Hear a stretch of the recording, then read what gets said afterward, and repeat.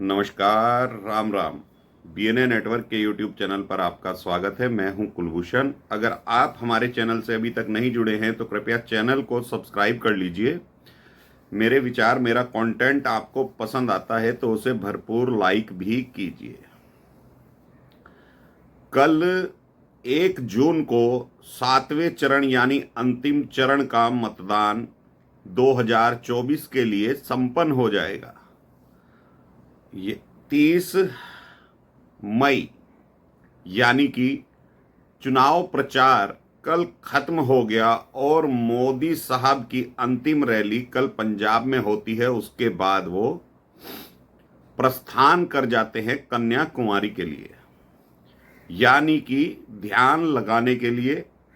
2019 के भी चुनाव के बाद मोदी केदारनाथ चले गए थे और वहां पर भी ध्यान लगाया था। वहां पर ध्यान लगाने के बाद जो गतिविधियां हुई केदारनाथ में, उससे टूरिज्म भी बढ़ा था। वो गुफा भी लोग देखने गए थे और वहां एक एक दो दो दिन के रहने के लिए बुकिंग भी कराई गई थी, जिससे इकोनॉमी ग्रोथ हुई थी। तो मोदी जो सोचते हैं दूर की, वो कोई और नेता इस देश में फिलहाल दिखाई नहीं देता कि कोई सोचता होगा।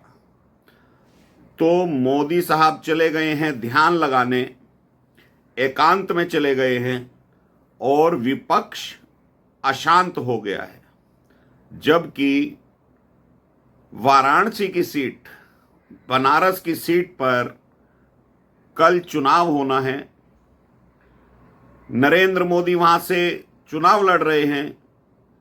कायदे से तो चाहिए था कि नरेंद्र मोदी अंतिम प्रचार के दिन अपनी सीट पर प्रचार करते नजर आते, लेकिन वो इतने कॉन्फिडेंट हैं कि उन्हें जीत का अंतर बढ़ाना है। और वहीं विपक्ष इतना हताश और परेशान हो चुका है। कहने को तो कह रहे हैं कि इंडिया अलायंस की सरकार बनने जा रही है, 300 प्लस सीटें इंडिया अलायंस की आ रही हैं। कांग्रेस अपनी सीटें 150 मानकर चल रही है। और ममता बनर्जी हो, अखिलेश यादव हो, तेजस्वी यादव हो, इन सब के कल कमेंट आ गए। यहां तक कि मल्लिकार्जुन खड़गे ने मोदी के लिए कह दिया कि भाई अब एकांत में तो उनको जाना ही था तो वो परमानेंटली चले जाते। कांग्रेस ने तो चुनाव आयोग में शिकायत भी दर्ज करा दी है कि मोदी साहब चुनाव आचार संहिता का उल्लंघन कर रहे हैं। अरे भाई, कोई व्यक्ति एकांत में चला गया तो ये कहां का उल्लंघन है? लेकिन कहते हैं कि मीडिया कवरेज मिल रही है। एक व्यक्ति देश के सर्वोच्च पद पर है, अगर कोई भी खबर हो बनती है तो मीडिया तो जाएगी ना उसके पीछे। यहां छुटभइये से छुटभइया नेता चाहता है कि उसकी खबर बने। एक दिल्ली प्रदेश का मुख्यमंत्री है अरविंद केजरीवाल, जो सारा दिन मीडिया की सुर्खियां बटोरता है। अपनी बीमारी के लिए प्रवक्ताओं को उतार देता है, अपने छोटे से छोटे काम के लिए प्रवक्ताओं को उतार देता है। तो वो चीज विपक्ष को दिखाई नहीं देती कि आधे प्रदेश का मुख्यमंत्री अरविंद केजरीवाल पूरे दिन मीडिया की खबर में बना रहता है, लेकिन मोदी एकांत में चले गए, ध्यान लगाने चले गए तो इनको पीड़ा हो रही है। तेजस्वी यादव ने इसे नौटंकी करार दिया है और अखिलेश यादव कह रहे हैं कि जहां पर मोदी गए हैं वहां से आगे पानी ही पानी है और मोदी को अब आगे चले जाना चाहिए, क्योंकि परमानेंटली विदाई मोदी की हो गई है। तो ये व्यक्ति जो अखिलेश यादव है, इसने पहले भी यही कहा था। जब बनारस सीट पर मोदी चुनाव लड़ने पहुंचे थे तो इन्होंने कहा था, अखिलेश यादव ने, कि व्यक्ति का अंतिम चरण जो होता है वो वाराणसी में बिताना चाहिए अंतिम समय को, जिससे मोक्ष की प्राप्ति होती है। तो मोदी ने 10 साल वाराणसी पर एज ए सांसद चुनाव लड़कर दिखाया, देश को आगे बढ़ाकर दिखाया, विरासत के साथ दिखाया। तो अखिलेश यादव के जो शब्द थे कल के कि आगे पानी ही पानी है, समुद्र का पानी है, अब उन्हें आगे बढ़ जाना चाहिए।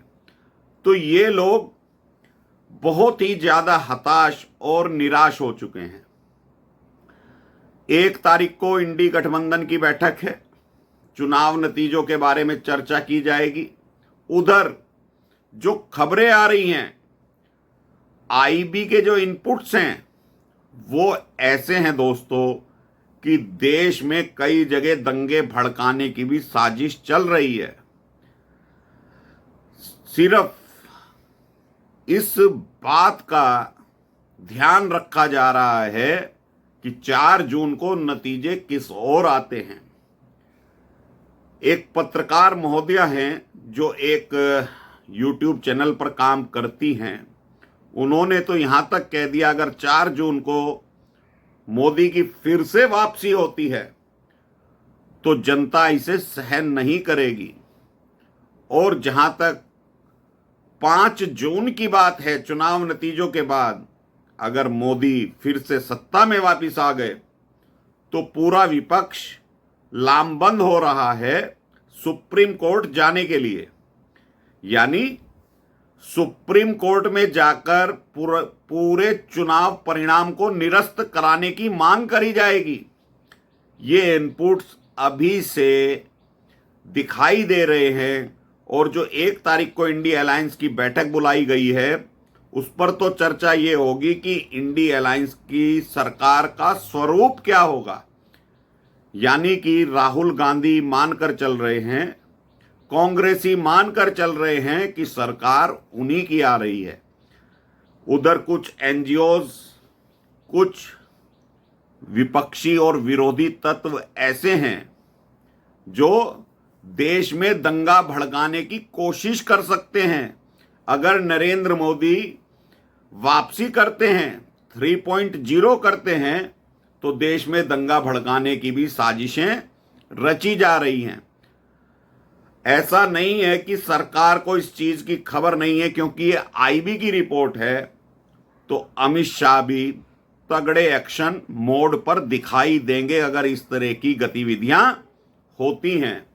पश्चिम बंगाल विधानसभा के चुनाव के बाद जिस तरह से तांडव रचा गया था, कई लोगों को बेघर कर दिया गया था, चुनाव नतीजे आने के बाद टीएमसी के कार्यकर्ताओं ने खुली गुंडागर्दी करी थी, खुली अराजकता करी थी, तो वो दौर शायद हिंदुस्तान भूला नहीं होगा।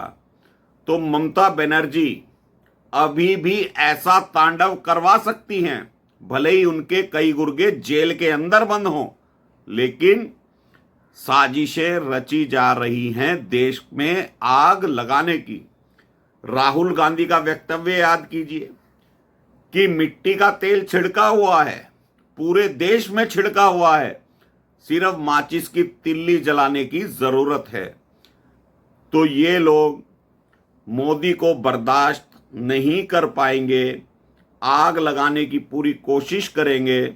जहां मोदी एक और एकाग्रचित होकर ध्यान मग्न होंगे, राजनीति से दूर होंगे, लेकिन विपक्ष दुर्भावना की राजनीति से ग्रसित होकर कौन कौन से विचार अपने मन में ला रहा है, मीडिया के सामने ला रहा है, ये जनता को भी सोचना और समझना चाहिए। जनता ने किसे वोट दिया है, किसकी सरकार आएगी, भाई ये ईवीएम में कैद हो चुका है। एक चरण बाकी है, लेकिन मोदी को मालूम है कि सत्ता में वही वापसी कर रहे हैं। जनता की नब्ज जानते हैं मोदी। और जो एक लाभार्थी वर्ग तैयार किया है, वो पर्सनल मोदी का वर्ग है, जिन्हें मकान मिले हैं, गैस सिलेंडर मिले हैं, शौचालय मिले हैं और डायरेक्ट बेनिफिट अकाउंट में जो पैसा जाता है वो महिलाएं कैसे वोट नहीं देंगी मोदी को। और ये मोदी ने 10 साल में दिखा दिया है, चाहे विधानसभा के चुनाव हो चाहे लोकसभा के चुनाव हो। महिलाओं का मत प्रतिशत बीजेपी की तरफ ज्यादा पड़ता हुआ दिखाई देता है हर चुनाव में। मध्य प्रदेश में देख लीजिए किस तरह से लाडली बहना स्कीम ने कार्य करा। जितनी उम्मीद भाजपा को नहीं थी उससे ज्यादा सीटें भाजपा जीत गई। छत्तीसगढ़ में देख लीजिए तो विपक्ष ये जानता है कि अगर वही ट्रेंड इस बार भी रहा तो मोदी 3-0 फाइनल है। और यही फाइनल, यही विरोधी तत्व देश में आग लगाने की कोशिश कर सकते हैं। इनसे सावधान रहने की जरूरत है।